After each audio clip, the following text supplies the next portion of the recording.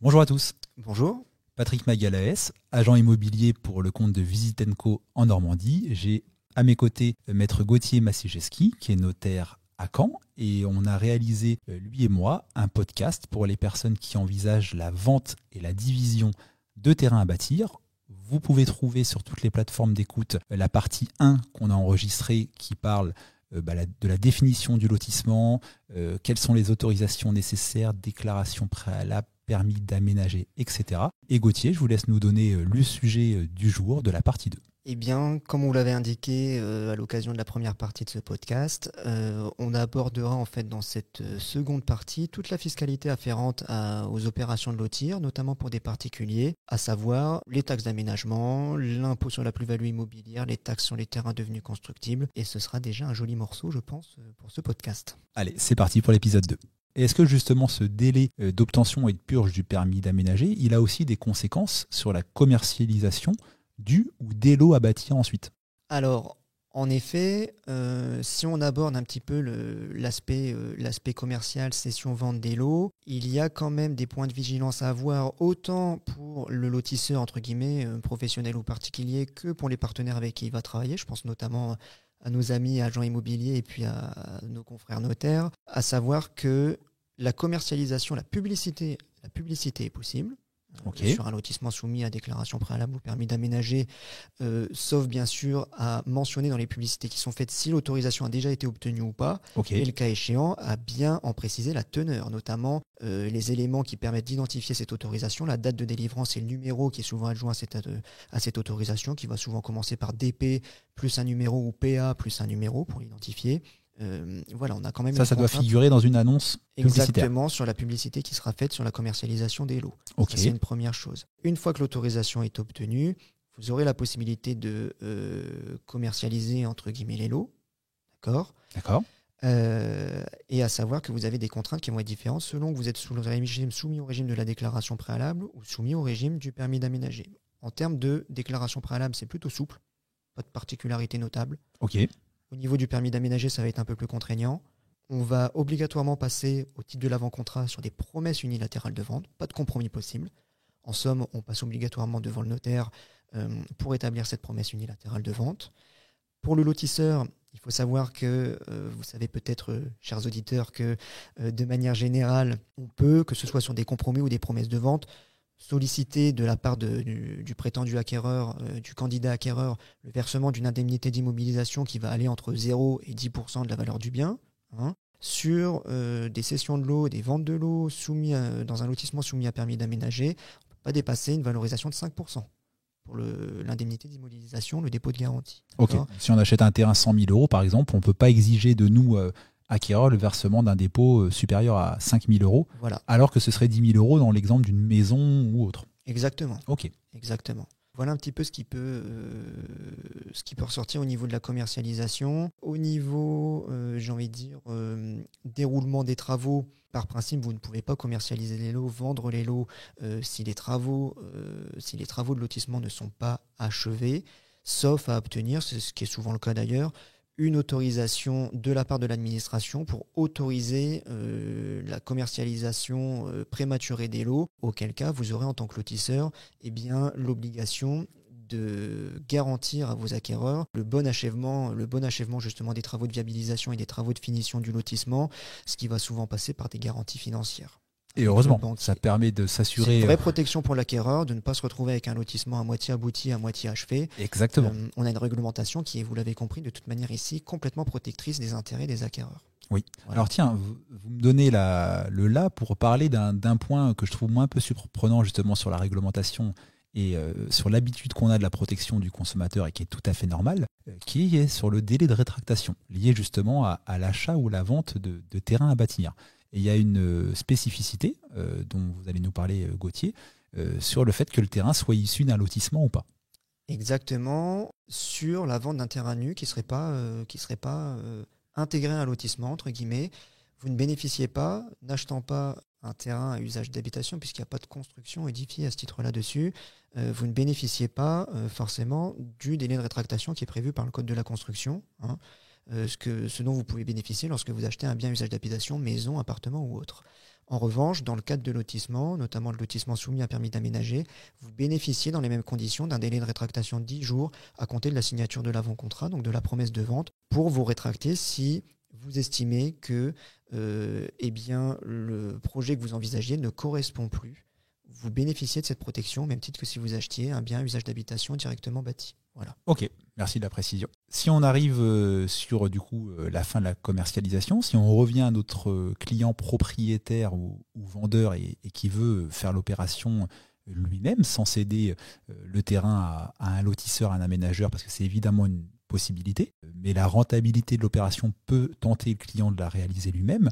Parlons justement de la fiscalité de l'opération qui est pas anodine, qui est assez complexe, je dirais, et qui est propre à tout ça. Alors, il y a des points à bien envisager avant de se lancer dans une opération de lotissement, au-delà de l'aspect juridique. On a parlé ici de l'aspect juridique qui peut parfois être contraignant, on l'a vu, qui peut être complexe, qui nécessite parfois, voire souvent, de s'entourer, on l'a dit tout à l'heure, qui est coûteux, parce que ce qu'on n'a pas dit également à ce titre-là, c'est que la mise en place, la constitution d'un dossier de permis d'aménager, le dépôt auprès de l'administration vont avoir un coût si vous sollicitez un professionnel à ce titre-là. La constitution d'un dossier de permis d'aménager, ça peut monter à 5, 6, 7 000 euros.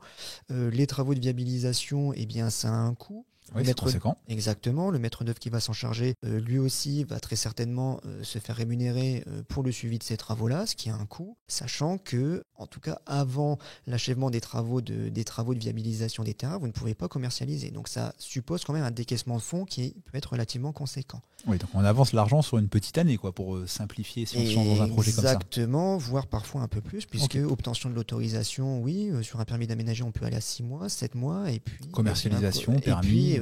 Établissement des travaux de viabilisation qui peuvent prendre plusieurs mois, commercialisation, signature des promesses, obtention du financement par les acquéreurs. Voilà. Ouais, 1 an et demi même.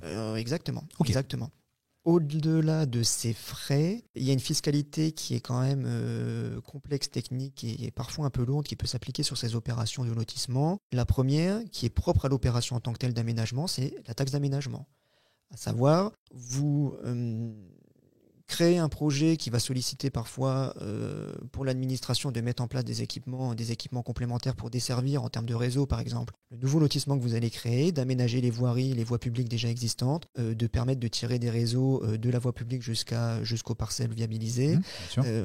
Et donc, à ce titre-là, l'administration va vous demander le versement d'une taxe d'aménagement qui va être déterminée en fonction de la surface aménagée et puis avec des taux qui vont être variables selon la nature de la taxe qui peut être communale, départementale, allant de 1 à 5% sur la taxe communale et jusqu'à 2,5% pour la taxe départementale. Mais on parle bien ici, Gauthier, du vendeur, parce que l'acheteur qui construit a l'habitude, si on peut le dire comme ça, de payer une taxe d'aménagement, anciennement TLE pour les plus anciens qui nous écoutent. J'ai même pas connu ça, moi. Moi, je suis un tout petit peu plus vieux que vous. Mais du coup, donc c'est habituel, ou si ça ne l'est pas, ça vous concerne bien évidemment en tant que constructeur. Mais là, vous parlez bien du vendeur qui, lui, également, la supporte, cette taxe d'aménagement. Exactement. Pour l'opération d'aménagement à proprement parler. Derrière, en effet, en tant qu'acquéreur, vous allez solliciter l'obtention d'un permis de construire pour édifier une construction. Le permis d'aménager ne vaut pas permis de construire. Il faut derrière solliciter de la part de l'administration en tant qu'acquéreur la délivrance d'un permis de construire. Et la construction qui sera édifiée donnera également lieu à une nouvelle taxe d'aménagement en fonction de la surface de plancher, etc., etc. Qui est facilement de plusieurs milliers d'euros, bien évidemment selon l'endroit où vous vous trouvez, la taille de la construction, mais pensez-y dans le plan de financement de la construction d'une maison. Exactement. Ça, c'est un premier volet fiscal qui va concerner en fait le lotisseur, vendeur et l'acquéreur sur l'opération d'aménagement en tant que telle. Si on a plusieurs volets fiscaux ? Alors, on n'est pas au bout de nos surprises. Ce qui est intéressant avec la fiscalité, c'est qu'on n'est jamais au bout de nos peines. Pour le vendeur, on a d'autres impôts et taxes qui vont devenir exigibles en fait par la création de cette opération de lotissement. La première, l'impôt sur la plus-value immobilière, comme lorsque vous vendez en fait un bien immobilier qui ne serait pas votre résidence principale, que vous détiendriez depuis moins de 30 ans ou pour lequel vous ne bénéficieriez pas de cas d'exonération légaux, entre guillemets. Donc, on va déterminer quelle est la valeur d'acquisition du terrain, quelle est la valeur de cession, et puis ensuite on va déterminer le montant de la plus-value, le montant de la plus-value taxable, et puis la plus-value imposée, entre guillemets à proprement parler, en tenant compte des délais de détention, des abattements, de la dégressivité justement de cet impôt en fonction des années de détention. Voilà, ça c'est une première chose. qui concerne une grande partie des personnes, parce que par défaut, un terrain qu'on divise ou un terrain constructible est rarement sa résidence principale. Je caricature, mais c'est l'idée. Donc ça concerne beaucoup des personnes qui sont concernées par le podcast du jour. Exactement. Vous savez peut-être que lorsque vous vendez un accessoire de votre résidence principale, vous avez la possibilité de bénéficier de l'exonération pour vente de résidence principale, comme vous pourriez le faire sur la résidence en tant que telle. Un terrain, même un jardin d'agrément qui est constructible, qui est situé dans une zone urbaine constructible, n'est jamais considéré, entre guillemets, comme une dépendance qui pourrait bénéficier de l'exonération. Avec toute la complexité, on en a parlé, vous et moi, en préparant ce podcast, de la détermination, de la ventilation du prix de revient de ce terrain-là à l'époque, où on doit parfois, je pense, chez les études notariales, dans les études notariales, s'arracher les cheveux, parfois sur certains modes de calcul. On se creuse un petit peu la tête à ce titre-là. Ça peut être parfois assez simple lorsque ce sont des biens qui proviennent de succession, de règlements de succession, où on va avoir au final des valeurs qui auront été déclarées au moment du règlement des successions. Donc on peut retrouver une valeur d'origine. Ça peut être plus compliqué lorsqu'on a eu l'acquisition par une personne physique de sa résidence principale avec un grand jardin d'agrément derrière qui s'avère devenir constructible. Et dans ces cas-là, il va falloir procéder à une valorisation justement de la valeur de ce terrain à l'époque de l'acquisition de la maison en tant que telle et du jardin d'agrément. Pas toujours évident. Okay. Pour ce faire, on va avoir quand même des outils qui vont nous aider. En tant que notaire, on a des bases biens, des bases Perval.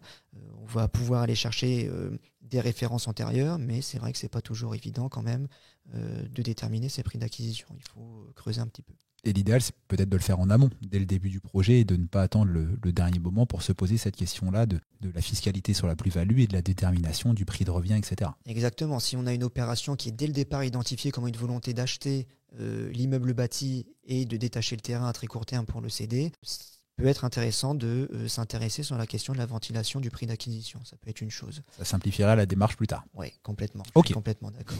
Au-delà de ces questions d'impôt sur la plus-value immobilière, vous avez, messieurs, dames, d'autres taxes qui viennent s'ajouter, devenir exigibles en fait dans le cadre de ces opérations de constitution d'un lotissement, ce qu'on appelle les taxes sur les terrains devenus constructibles. Vous avez un volet communal et un volet national. De manière générale, ces deux taxes viennent à s'appliquer lorsque vous cédez un terrain qui est devenu constructible depuis moins de 18 ans.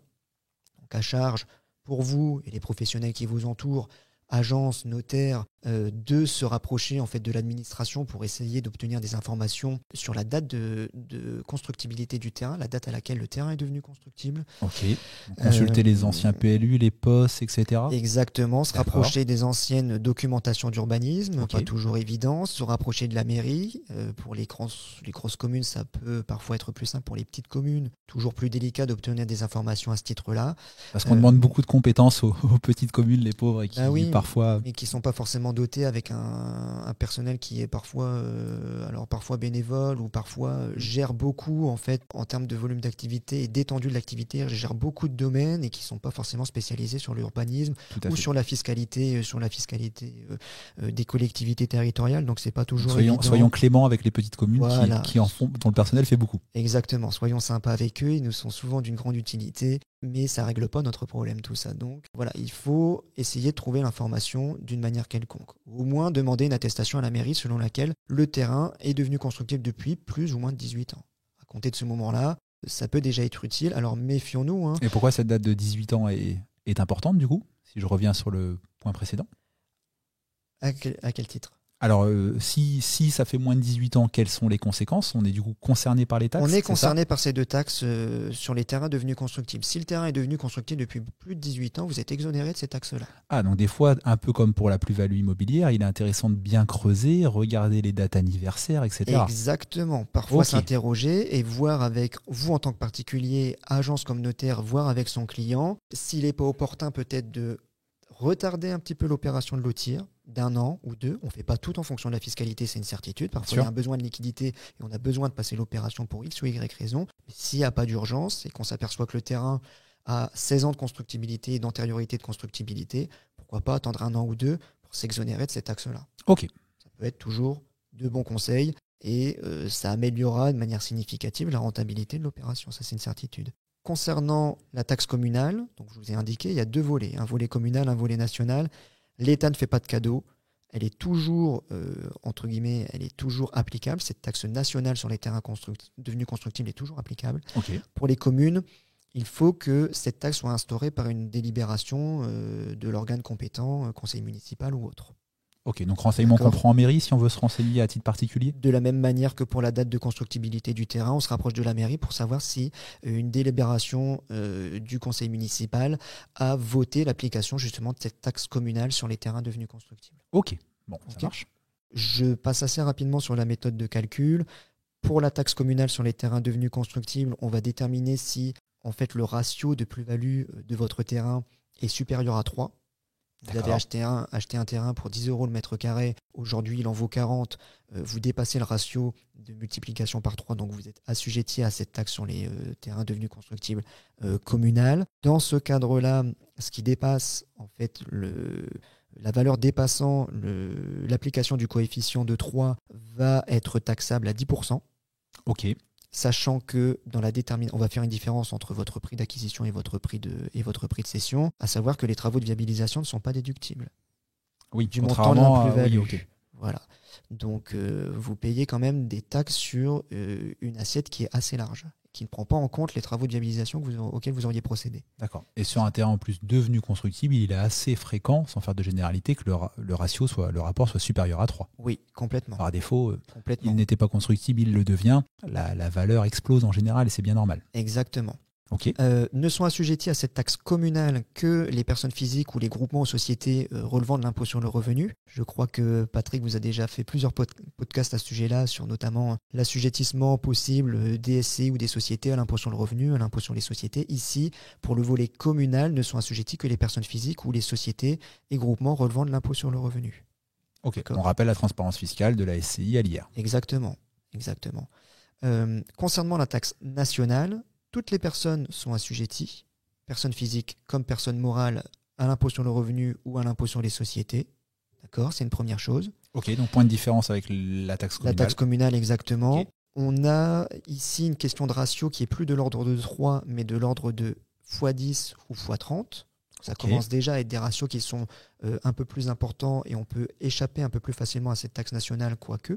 Dès lors que vous avez un ratio qui est de plus de 10 fois votre prix d'acquisition au niveau du prix de cession, vous allez payer grosso modo 5% sur la plus-value que vous générez par la cession de votre terrain. Et puis, pour la fraction qui dépasserait un coefficient de 30, c'est-à-dire x30 par rapport à votre prix de cession et correspond à 30 fois plus que votre prix d'acquisition, dans ce cadre-là, cette fraction-là sera assujettie à une taxe à un taux de 10%. Voilà. Ok. D'accord. Je pense qu'on a fait un petit peu le tour sur ces taxes sur les terrains devenus constructibles, qui sont parfois difficiles à mettre en œuvre d'un point de vue pratique parce que ça suppose au niveau du prix d'acquisition de pondérer, en fait, de trouver déjà la valeur d'acquisition du terrain. On l'a vu tout à l'heure, c'est pas toujours évident. Et ensuite de ventiler lot par lot en fonction des surfaces vendues. Donc ce sont des calculs qui font toujours l'objet de plusieurs heures de recueil d'informations et de détermination du montant de la taxe. Tout à fait. Et d'être certain du prix de vente, chose dont on n'est jamais certain au début de l'opération avant de la lancer, etc. Oui. Donc oui, ça nécessite, je crois que la conclusion sur l'aspect fiscal, Gauthier vous l'a dit, le vrai conseil si vous vous lancez dans cette opération-là, qui peut être rentable mais lourd de formalisme et d'éventuelle fiscalité, c'est vraiment d'avoir un rendez-vous avec votre notaire ou comptable, expert comptable, un vrai professionnel du droit et de la fiscalité, pour savoir à quelle sauce, si je me permets d'être familier, vous allez être mangé à la fin, parce qu'avant de penser rentabilité d'une opération, il faut en connaître tous les tenants et les aboutissants pour que, au final, le jeu en vaille toujours la chandelle, parce qu'il y a bien sûr toujours la possibilité pour le propriétaire d'un terrain dans ce cas-là de le vendre à un professionnel qui certes en donnera un prix plus faible parce qu'il a une marge à réaliser, c'est normal, mais qui va libérer le particulier de beaucoup de formalisme.